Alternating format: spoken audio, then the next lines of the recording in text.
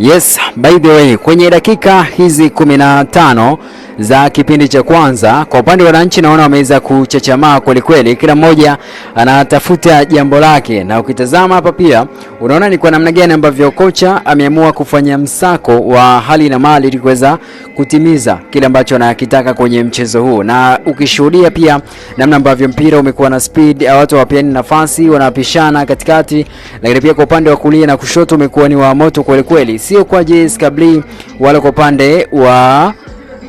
upande wa JS Kabylie. Kila mmoja amekuwa akitengeneza nafasi za kushambulia, lakini pia kila mmoja amekuwa akitengeneza nafasi za kuhakikisha anaifungua lango la mpinzani wake. So kwa upande wa wananchi ambao ni Yanga, hadi sasa hivi wameweza kupata nafasi kama 3 golden chance ambazo tunaweza kusema hadi hivi sasa. Nafasi ya kwanza ilikuwa ni Prince Mpumelelo Dube ambaye alifanya turning na mpira kwa mrefu kidogo kwenye mikimbio pale, golikipa akaweza kumwahi kabla ya yeye kuweza kufikia mpira. Lakini kingine ambacho kimeweza kutokea ni nafasi ambayo amepata Alan Okello na kuweza kutuliza mpira, lakini ile turning ambayo alikuwa anaisogeza, anataka ajeuke aweze kupiga shoot kidogo, mpira kujaa mguuni na kupelekea kuja kumbambikiza Depu, akaja kupiga kombora, lakini ndio hivyo alikuweza kufika langoni kwa kuwa tayari alikuwa ameshadondoka chini na kuweza kuzuia nafasi ya mpira kuweza kupita. Nafasi ya 3 ni ya Maxim pia Nzengeli, kombora, lakini ndio hivyo alijeza kuelekea langoni. Dalili za kupata ushindi zinaonekana, lakini bado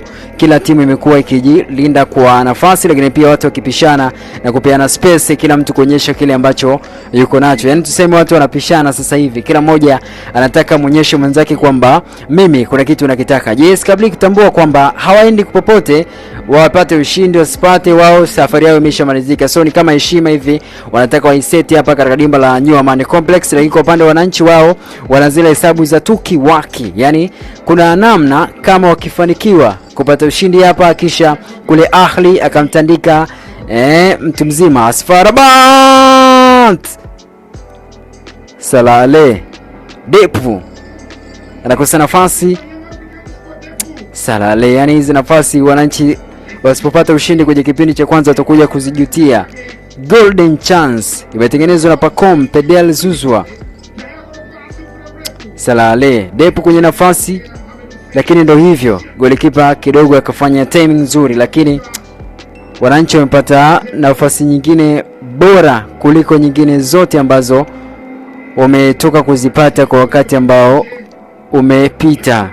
Salale, yani hizi nafasi Mungu awasaidie wananchi tuweze kutoboa hapa, maana kwenye nafasi kama hizi hazitokei mara mbili. Ukikosa nafasi kama hii alafu baadaye ukaja kukosa ushindi, kuna namna ukija kuangalia marudio kocha anakuwa analalamika, vipi mlishindwaje kuconvert hizo nafasi na kuwa mabao?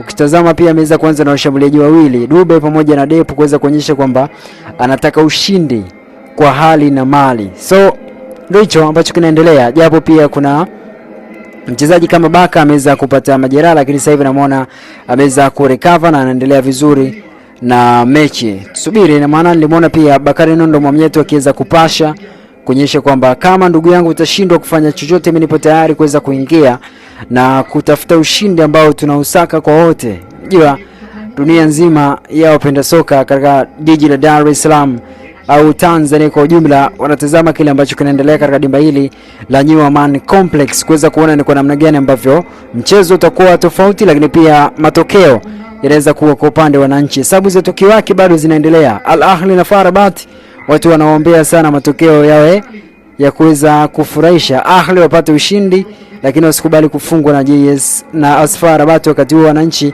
wakitafuta ushindi ambao angalau mawili au matatu na kuendelea, ila kikubwa wao wapate ushindi kwenye mchezo huu hapa.